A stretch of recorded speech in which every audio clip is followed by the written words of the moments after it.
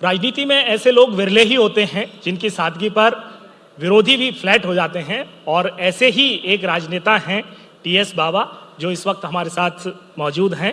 TS बाबा, बहुत बहुत स्वागत है आपका। धन्यवाद। सबसे पहले तो मैं आपसे जानना चाहूँगा कि छत्तीसगढ़ की 25 साल की यात्रा को आप कैसे देखते हैं, क्योंकि आप विपक्ष में भी रहे हैं, आप सत्ता में भी रहे हैं, उप मुख्यमंत्री के तौर पर भी आपने काम किया है। मध्य प्रदेश से अलग होने के बाद में छत्तीसगढ़ को बहुत फायदा हुआ है। छत्तीसगढ़ की तरक्की को अगर कहें, इंफ्रास्ट्रक्चर को कहें, बहुत बहुत लाभ मिला। कैसे देखते हैं इस यात्रा को, कितना विकास किया है या फिर कुछ अभी बाकी रह गया है? विकास कर लिया फिर तो कुछ करने को ही नहीं रह गया, तो बहुत कुछ है जो करना बाकी है।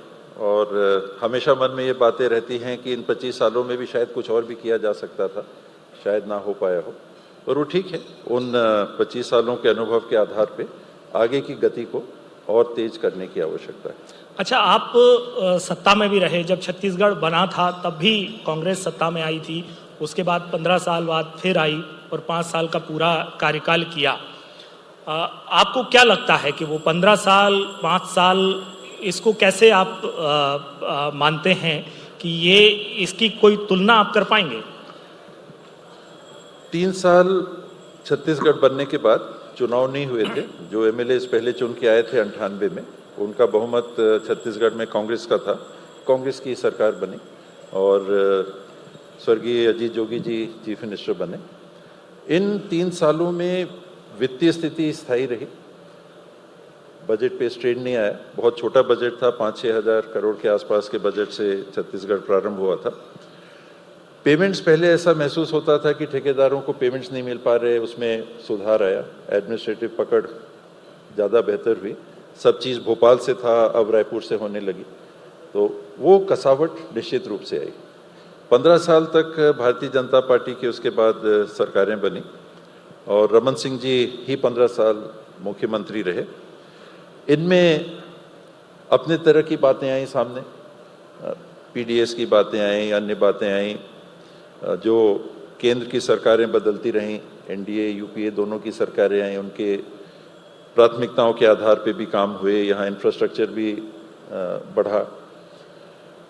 फिर 5 साल कांग्रेस के शासन के आए, उनमें किसान की तरफ कांग्रेस ने वजन बढ़ाया, प्राथमिकता किसानों को देके काम करने की कोशिश की।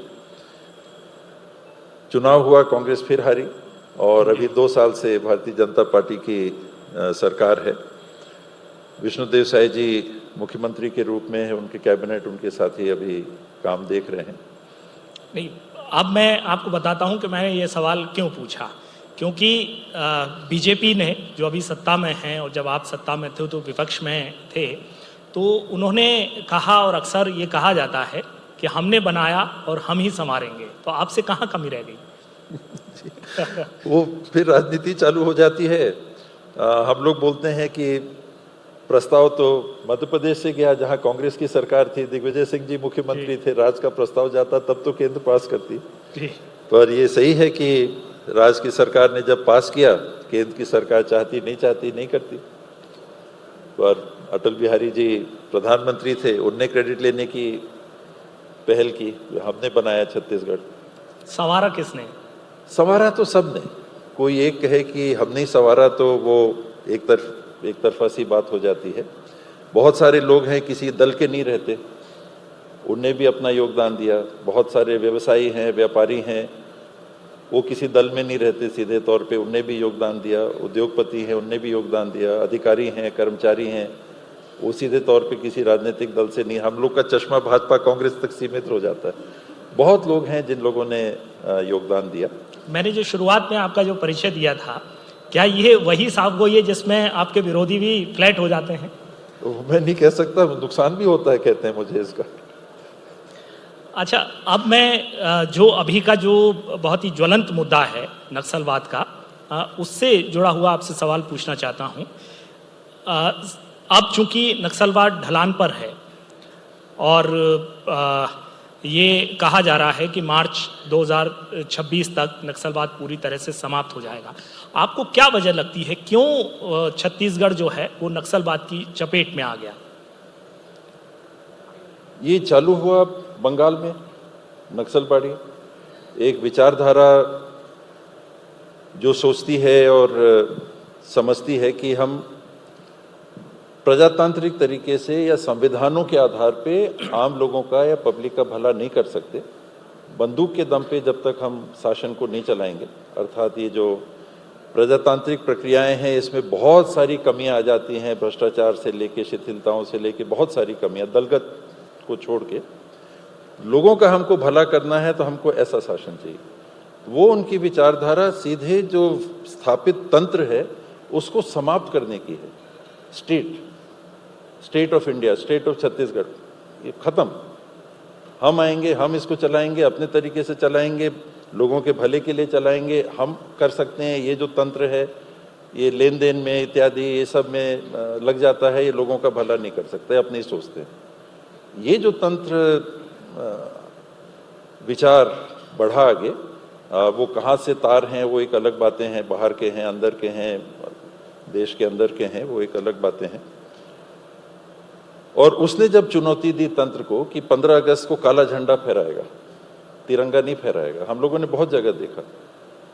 एक जगह मुझे भी बुलाया गया कि बाबा आप आ जाते, यहाँ कहा गया है कि काला झंडा फहराना है, हम लोग तिरंगा फहराना चाह रहे हैं। सरगुजा लोकसभा क्षेत्र का एक ब्लॉक है वाड्रफ नगर ब्लॉक का एक गांव था पंडरी, वहां से लोगों ने कहा कि आप आ जाते, तो ऐसी स्थिति थी। तो उनकी जो चुनौती थी वो पूरे तंत्र को थी, जो कंसेप्ट है स्टेट का उसको चुनौती थी, तो उससे उन लोग लड़ रहे हैं हथियारों के साथ। अब आपको लग रहा है कि जब हिडमा जैसा एक बड़ा छत्तीसगढ़ का काडर जो है वो मारा गया है, एनकाउंटर हुआ, वो आपको लग रहा है कि अब छत्तीसगढ़ से जो रेड कॉरिडोर है वो पूरी तरह से समाप्त हो जाएगा, जो मार्च की डेडलाइन है? अर्धसैनिक बल, छत्तीसगढ़ की पुलिस, विभिन्न सरकारें राज्य और केंद्र की ये पहल करती रही हैं। और जैसे भी उनने खेती की, जैसे ज़मीन को जोता, जैसे बीज को डाला, फिर फर्टिलाइज़र डाले, फसल की देखरेख की, अब काटने का समय आ रहा है। तो एक इच्छा शक्ति से दर्शित इच्छा शक्ति से अभी कहा जा रहा है कि एक डेडलाइन की 31 मार्च तक हमको इसको समाप्त करना है, और एक्शन हो रहे हैं। ये जो पहले क्या इच्छा शक्ति की कमी थी, क्यों नहीं हो पा रहा? तैयारी उतनी नहीं थी। आप देखें कि अभी जो सेटअप होगा, छत्तीसगढ़ बना तो शायद 5-6 बटालियन होंगे, अभी 65-66 एग्जैक्ट मेरे को जानकारी नहीं है। तो उतने लोगों की उपस्थिति पहले उत्तरी क्षेत्र में भी था, नक्सली क्षेत्र में भी नक्सलवाद था, अभी उत्तरी क्षेत्र में नहीं के बराबर महसूस होता है। यानी सरगुजा अंचल जहाँ से मैं आता हूँ, नहीं के बराबर महसूस होता है। दक्षिणी भाग में विद्यमान था, और वहाँ इनके पोस्टिंग से बहुत, वहाँ से बटालियंस हटाए गए, उत्तरी क्षेत्र से उनको भी तैनात किया गया। एक के बाद एक कैंप की स्थापना आसान काम नहीं है। बिल्कुल। और वो करके आज आप ऐसी स्थिति में हो कि अब आप डायरेक्ट अगर कन्फ्रंटेशन लेना है तो अब आप ले सकते हो। अच्छा, छत्तीसगढ़ के कई इलाके तो ऐसे हैं जहाँ पर रोड्स नहीं हैं, कई गांव में स्कूल्स नहीं हैं, कॉलेज की तो आप बात ही छोड़ दीजिए, पीने का पानी मुहैया नहीं है। तो छत्तीसगढ़ इतना कैसे पिछड़ गया? जबकि मैं एक बात बताऊं जो आपसे ही जुड़ी हुई है कि मैंने आपका ही कहीं एक बयान पढ़ा था कि आज़ादी के पहले भी सरगुजा इलाके में टेलीफोन लाइन भी थी, तो इतने आगे था छत्तीसगढ़ उस वक्त भी, तो क्यों पिछड़ गया, क्या वजह रही है? तुलनात्मक कोई कंपैरिजन नहीं है। आज़ादी के पहले की स्थिति और आज की स्थिति में कोई कंपैरिजन नहीं है। देश बहुत ज़्यादा आगे जा चुका है। देश के संसाधन, देश का धन, वेल्थ क्रिएशन इत्यादि, ये इतना इन सालों में हुआ है कि उसका प्रभाव आपको अलग अलग जगह दिख रहा है। अब वो आखिरी छोर तक कितना सीप आउट करके पहुंच चुका है वो क्षेत्र बाकी है। 20,000 गांव हैं, तो शायद छत्तीसगढ़ में शायद चर्चा के लिए 100 गांव ऐसे होंगे जहां ऐसी स्थिति अभी भी होगी। उनके पाराटोलों में ऐसी अभी भी ऐसी स्थितियां हैं जहां रोड नहीं बने।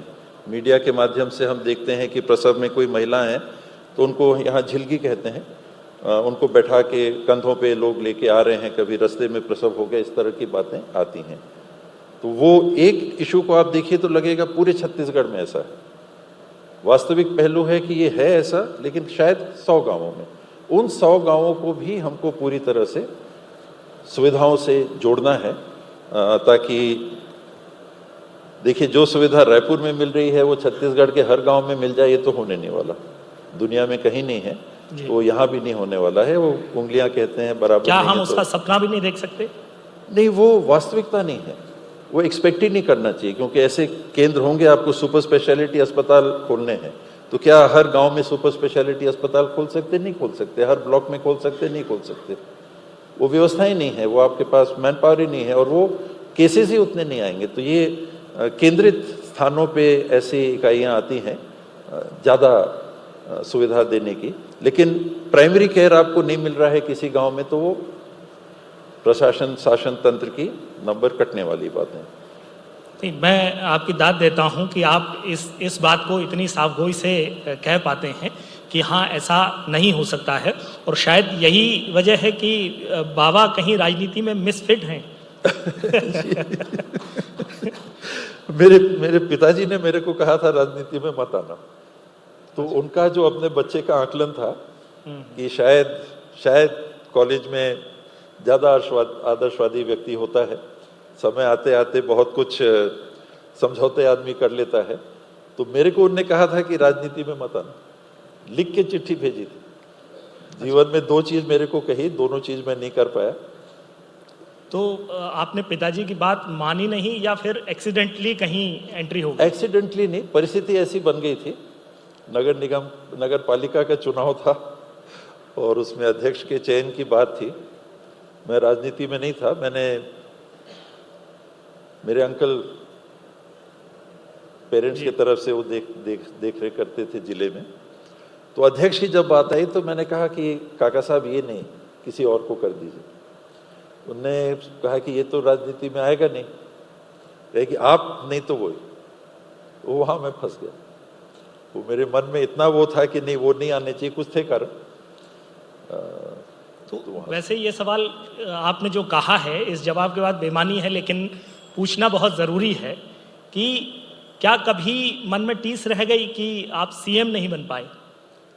टीस नहीं, देखिए आप जिस फील्ड में हैं तो आदमी अपने क्षमता के आधार पे, जो अपना क्षमता खुद सोचता है उसके आधार पे कुछ ना कुछ करना चाहता है, मौका मिले तो मैं भी चाहता था कि मौका मिले तो मैं भी ट्राई करता।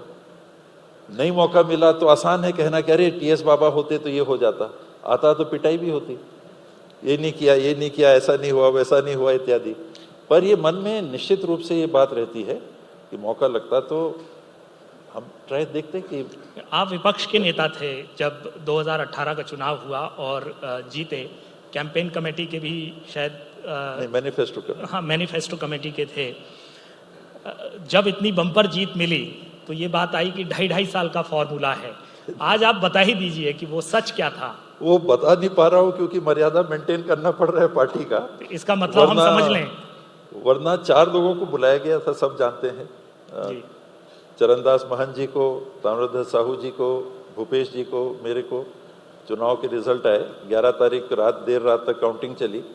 12 तारीख को खबर आई कि 14 तारीख को दिल्ली पहुंचना है, और ये 4 लोग पहुंचे। तो 4 लोगों का नाम संभावित मुख्यमंत्री में हाईकमांड सोच रही है, ये तो समझ में आ गया था। उसके पहले हवाई था, पर वो कॉन्क्रीट हो गया था कि ये 4 में से चुनने की संभावना है। और वहाँ जब भूपेश जी का अनाउंस हुआ तो पता नहीं आपका चैनल था या कोई नेशनल चैनल था, उनने 2.5 चला दिया, और वो 2.5 आज तक पीछा नहीं छोड़ा। अच्छा, तो लेकिन वो था या नहीं था? अब वही मर्यादा उसको रखना चाहिए। अच्छा, जब 2.5 साल पूरे हो गए थे तब कुछ उम्मीद जगी थी? संभावना थी, चर्चाएं तो लगातार होती रहीं, बातें होती रही, हाईकमांड से भी बातें होती रहीं, क्योंकि हमने वो शक्ति प्रदर्शन भी देखा था। हाँ, वो बहुत ज़्यादा उसका फर्क नहीं रहता है। अंततः निर्णय अन्य कारणों से होते हैं। तो जो भी निर्णय हुआ कि नहीं, ये मीडिया में ही चल रहा है 2.5, वाकई में नहीं है। अच्छा, मीडिया में 2.5 साल का चलता रहता था। एक चीज़ और चलती रहती है कि आपको जो है आपके विपक्षी भी रेड कारपेट बिछा करके स्वागत करने के लिए तैयार रहते हैं। वो नहीं, देखिए संबंध सबसे अच्छे, और मुझे लगता है कि व्यक्तिगत संबंधों में कहीं पार्टी का दायरा दीवारें खड़ी नहीं करना चाहिए, न दीवारें न खाई, समान व्यवहार सबसे होना चाहिए। और जब आप खेलिए तो अपने टीम के लिए, अपने पार्टी के लिए पूरे मंशा से और पूरे ताकत से काम करिए। वो खेल मैदान से बाहर गए तो कंधे में हाथ डाल के साथ में बैठिए, अच्छा से रहिए, वैसा होना चाहिए। वो संबंध मैं चाहता भी हूँ कि बने और कोशिश भी करता हूँ कि बने रहें। उसी में जब राजनीतिक ऐसी परिस्थितियाँ आती हैं तो ये सामान्य सी बात है कोचिंग वाली कि है, अगर कहीं कोई है तो जोड़ लो। तो आपके मन में कभी आया कि हाँ ऐसा भी नहीं। कर सकते हैं? मेरा क्लियर था कि मैं पार्टी छोड़ के राजनीति से पृथक हो सकता हूँ, लेकिन पार्टी छोड़ के नहीं जाऊँगा। चलिए, टी.एस. सिंहदेव जी, आपने हमसे बात की और बहुत ही बेबाकी से बात की और बहुत सारे सवालों के जवाब आपने दिए, कुछ इशारों में दिए, कुछ शब्दों में दिए। आपका बहुत बहुत धन्यवाद हमारे साथ टाइम साझा करने के लिए। Thank you.